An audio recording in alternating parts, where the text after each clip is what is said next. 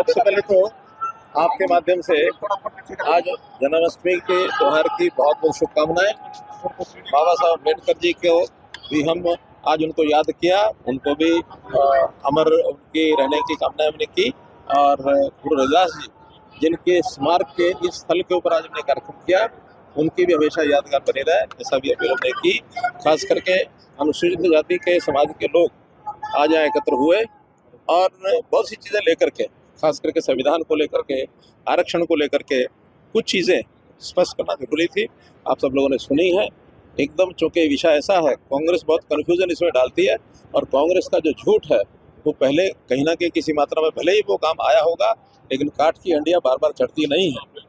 इसलिए अब ये विषय सबको ध्यान में आ गया है कि अब संविधान को अगर बचाने वाली, संविधान को पिछड़े दलितों और गरीब समाज के उनके अधिकारों के लिए अगर कोई लागू करने का काम करेगी तो भारतीय जनता पार्टी पहले से भी कर रही है, आगे भी करेगी।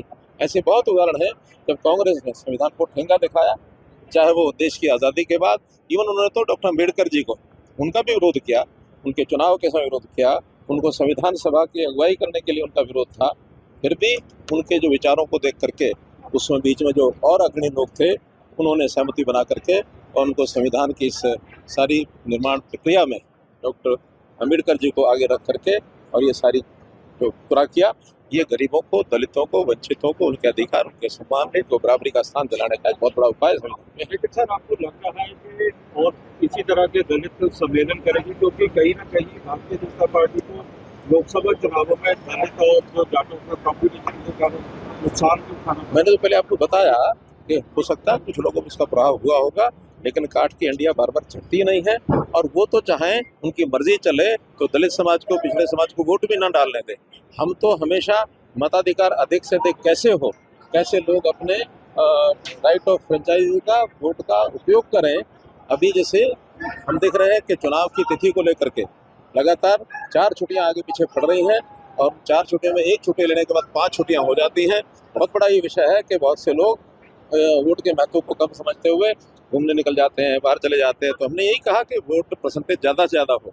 हमने अपनी पार्टी की बात नहीं कही, हमने एडल्ट फ्रेंचाइज की संविधान की एक जो मर्यादा है या संविधान की जो एक जो इच्छा है लोगों को वोट डालने के लिए जो प्रेरणा दी गई है उसको पूरा करने के लिए हमने आह्वान किया और वो इसका भी विरोध कर रहे हैं। इसका मतलब उनको तो लगता है कि वोटिंग कैसे हम कम करा सकें और मुझे अंदेशा है कि अगर इसी प्रकार का वो स्टैंड रखेंगे तो कहीं ना कहीं हमारे दलित समाज को, पिछड़े समाज को कहीं ऐसा ना हो कि वोट देने से भी वो वंचित करने की उनको प्लानिंग बना रहे। लेकिन हम बिल्कुल होने नहीं देंगे, ये दबंगाई चलने नहीं देंगे, देंगा मस्ती चलने नहीं देंगे। कह रहे हैं मैं बीजेपी भी नहीं जाऊंगा, अगर मेरी संख्या हुई तो मैं इंडिया गठबंधन के साथ जा सकता हूँ। किसने बुलाया उनको?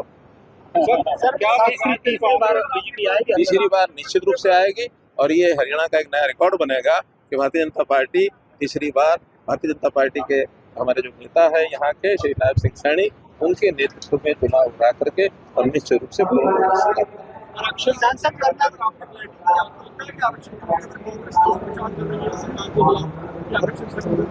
झूठा प्रचार कर रही है ना, और वो झूठ को ठीक करने के लिए ही आखिर हमको आप लोगों का भी सहारा लेना पड़ रहा है, हमको समाज के लोगों का भी सहारा लेना पड़ रहा है ताकि झूठ ना चले। और ये झूठ मैंने बताया बार बार चलता नहीं है, झूठ एक बार चल जाता है। इसलिए मैंने फिर शब्दों का प्रयोग कर रहा हूँ कि काठ की हंडियाँ बार बार नहीं चलती।